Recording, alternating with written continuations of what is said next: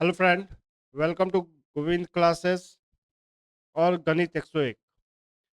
दोस्तों, आज जो हम देखने वाले हैं वो मुख्य तौर पर क्लास 10वीं की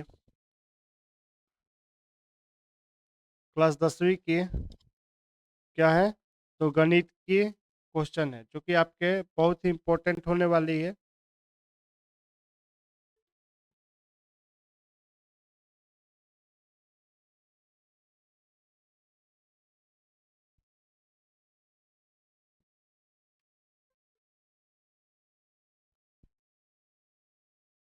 बहुत ही इम्पोर्टेंट होने वाली है क्वेश्चन। देख लीजिए, महापरीक्षा आपकी होने वाली है 2026 एग्जाम, जो आपके 2026 में होने वाली है बोर्ड की, उसके लिए बहुत ही इंपॉर्टेंट होने वाली है। ठीक है, यहाँ पे टॉप क्वेश्चन को डिस्कस किया जाएगा जिनके 101% चांसेस है कि आपके एग्जाम में आएंगे ही आएंगे। चलिए शुरू करते हैं आज के। आपको सबसे पहले क्या करना है, आंसर वीडियो को रोक कर क्वेश्चन आंसर को कमेंट करना है। अगर आपका सही है तो आपको कमेंट करना है कि मेरे कितने सही है। सभी प्रश्न अनिवार्य है और सही विकल्प का चयन करना है आपको। ठीक है, आगे बढ़ते हैं। चलिए शुरू करते हैं। पहला क्वेश्चन आपके सामने, यदि दो धनात्मक पूर्णांक ए और बी हो तो H C F into LCM, तो जानते हैं हम लोग H C F into LCM बराबर होता है product of number, product of number यानी नंबरों का गुणनफल। ठीक है, यानी कि नंबर कौन कौन है, ए और बी है। आंसर क्या हो जाएगा, ऑप्शन नंबर सी। चलिए अगला क्वेश्चन देखते हैं। द्विघात बहुपद ये दिया गया है, इसके शून्यकों का योग निकालना है। तो आपको पता है अल्फा प्लस बीटा क्या होते हैं, शून्यकों का योग होते हैं। और अल्फा इंटू क्या बीटा शून्यकों का गुणनफल होता है। तो ये होता है -b/a और ये होता है c/a। b यानी कि इसको ax² बोलते हैं, प्लस ये bx होता है और प्लस ये क्या होता है, c होता है। तो b के सामने क्या है, 7 दिख रहा है, तो 7, इसके आगे कुछ नहीं है तो क्या है, 1 है, तो 7/1 -7। आंसर क्या हो जाएगा, ऑप्शन नंबर बी। कह रहा है कि के किस मान के लिए समीकरण युग्म का कोई हल नहीं है, तो कोई हल नहीं है तो a1/a2 बराबर b1/b2 बराबर नहीं है c1/c2, यही होता है। तो हम ये दोनों को कंपेयर कर लेंगे, ये दोनों को कंपेयर कर लेंगे, हमारा काम हो जाएगा। तो a1 की जगह पर क्या है, 1 है, b1 की जगह पर 3 है, तो b1 की जगह पर क्या है, 2 बटा में b2 की जगह पर k है बराबर नहीं है, किसके बराबर नहीं है, तो 5/15 के, 5/15 के कट गया 3 बार में, तो के का मान कितना आ गया, 6 आ गया। कितना आ गया, 6। यही हमारा क्वेश्चन का राइट आंसर है, ऑप्शन नंबर ए। चलिए आगे बढ़ते हैं। क्वेश्चन नंबर 4 है, द्विघात समीकरण इतना के विविधकर ज्ञात करें। विविधकर मतलब क्या, डी, और डी का मतलब कितना होता है, b² - 4ac। बी का बात कर ले तो आगे वाला ए होता है, पीछे वाला बी होता है, और ये क्या होता है, सी होता है। -4 का होल स्क्वायर -4, ए का मान कितना है, 2, और सी का मान कितना है, 3। तो चरचौ का कितना हो जाएगा, 16 माइनस कितना हो जाएगा, 4 दूनी के 8 अतरी के 24। तो ये कितना आ गया, -8। ये क्वेश्चन का राइट आंसर होगा, ऑप्शन नंबर बी। चलिए आगे बढ़ते हैं, देखिएगा ध्यान से। कह रहा कि एपी का 30वां पद निकालना है, ए 30 निकालना है। कमेंट में आंसर देते जाइएगा, वीडियो समझ में आ रही होगी तो शेयर जरूर करिएगा। ए 30 निकालना, तो ए 30 कैसे निकलेगा, हम भी जानते हैं ए प्लस 29 डी होता है 30, 30वां पद। अब डी कैसे आएगा, तो डी होता है ए2 - ए1, ए2 - ए1। ये ए2 ए1 होता है, ये ए2 होता है, ये ए3 होता है, dot dot dot dot A N तक जाता है। ठीक है, तो A2 माइनस A1 यानी 7 माइनस 10 करेंगे तो आंसर कितना आ जाएगा -3। डी का मान कितना आ जाएगा, डी बराबर हो जाएगा -3।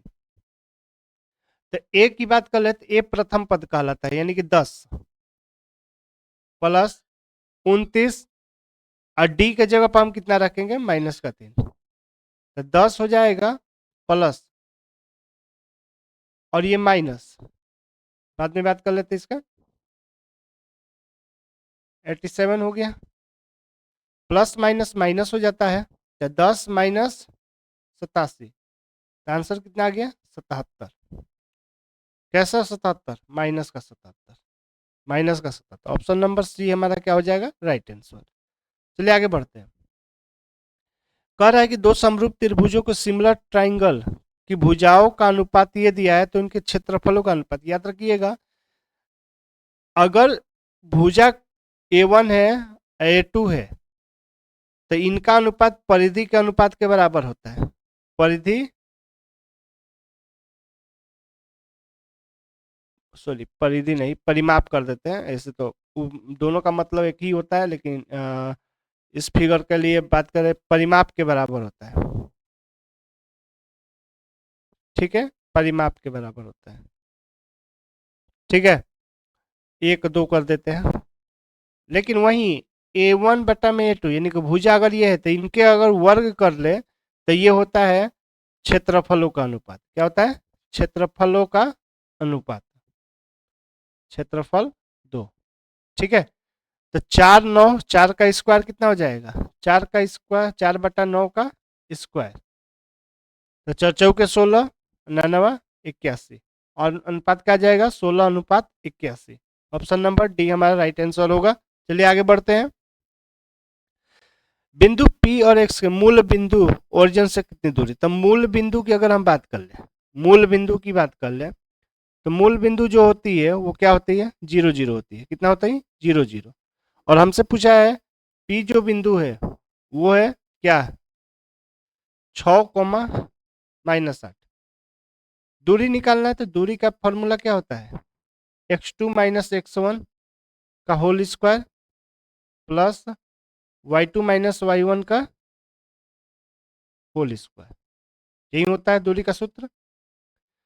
x2 ये 2 कहलाएगा और ये 1 कहलाएगा, तो 6 में से 0 गया का होल स्क्वायर रूट का है, और y2 -8 और -0 का होल स्क्वायर।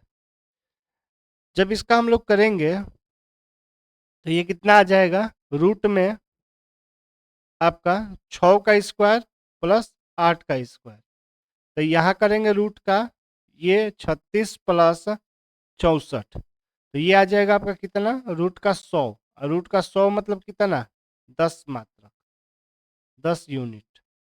ये हमारा आंसर हो जाएगा ऑप्शन नंबर बी। चलिए आगे बढ़ते हैं। करेंगे 2 tan 30 plus 1 plus tan square 30 degree का मान कितना होगा। तो देखिए यहाँ फिगर भी बना के दिया हुआ है। tan बराबर क्या होता है लंब बटा आधार, tan बराबर क्या होता है लंब बटे आधार।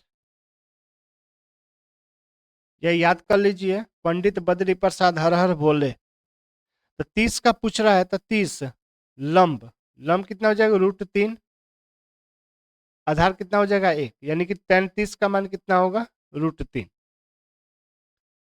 या फिर आपको यही याद है तो साइन बटा कॉस भी होता है, साइन थीटा बटा में कॉस थीटा भी होता है क्या tan theta. Sine theta 37 degree का मान कितना होता है आपको पता है, बताइए, बता सकते हैं आप। 37 का मान 1 बटा कितना होता है 2 होता है, कॉस का √3/2 होता है, तो 2 से 2 कट गया तो आंसर कितना आ गया 1 बटा √3 आ गया। ठीक है, तो बस बना देना है।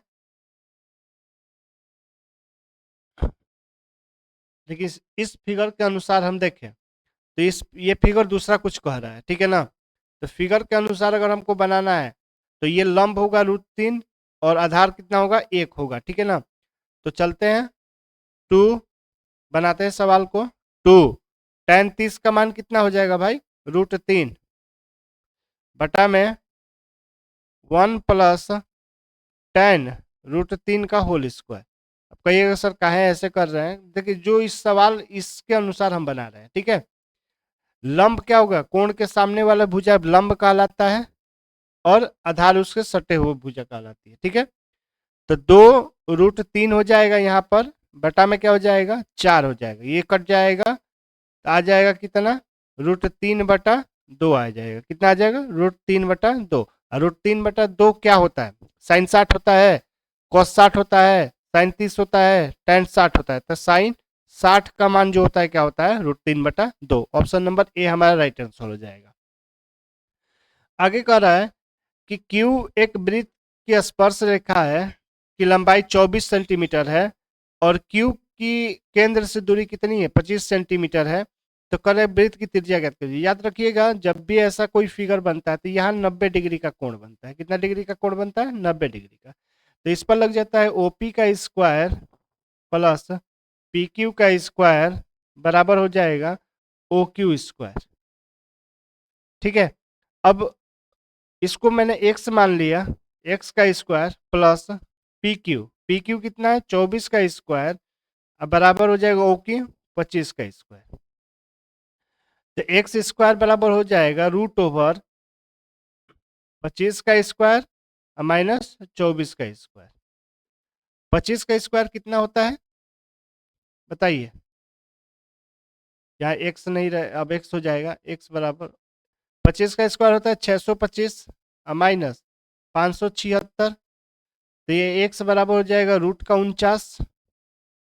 तो एक्स का मान कितना आ जाएगा, 7। तो वृत्त की त्रिज्या कितनी होगी, 7 सेंटीमीटर।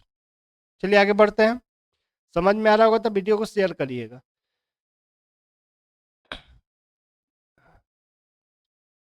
करें कि एक रेखाखंड को 5:8 के अनुपात में बनाना है, 5:8 में बांटना है, ठीक है ना।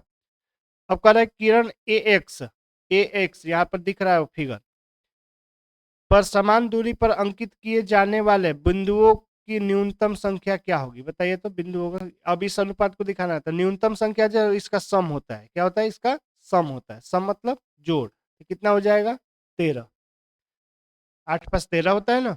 चलिए, एक वृत्त का परिमाप और क्षेत्रफल संख्यात्मक रूप से बराबर है तो उस वृत्त की त्रिज्या क्या होगी, यानी कि जितना क्या कर रहा है 2πr है उतना ही क्या है πr² है। तो कह रहा है कि त्रिज्या बताइए क्या होगी, ठीक है। तो पाई से पाई कैंसिल हो जाएगा, ठीक है।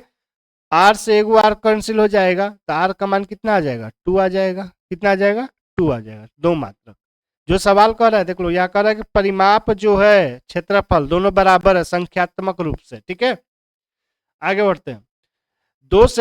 6 सेंटीमीटर त्रिज्या वाले एक धातु के गोले को पिघलाकर 2 सेंटीमीटर की कितने गोले, तो याद रखिएगा कभी भी छोटे छोटे में बांटा जाएगा तो बड़े का आयतन ऊपर हो जाएगा, बड़े का आयतन ऊपर और छोटे का आयतन नीचे।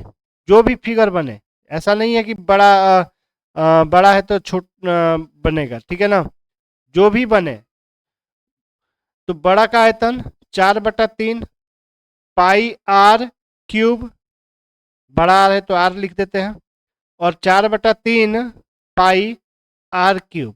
इस 4/3 से 4/3 r³ यानी कि 6 × 6 × 6 बटा में छोटा आर कितना है, 2 × 2 × 2 कट के कितना हो जाएगा, 3 × 3 × 3 यानी कि कितना आ जाएगा आंसर, 27। तितरी के 9 9 27।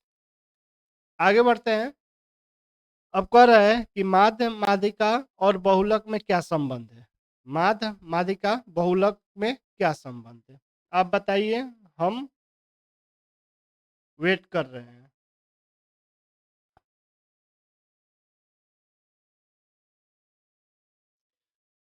बताइए।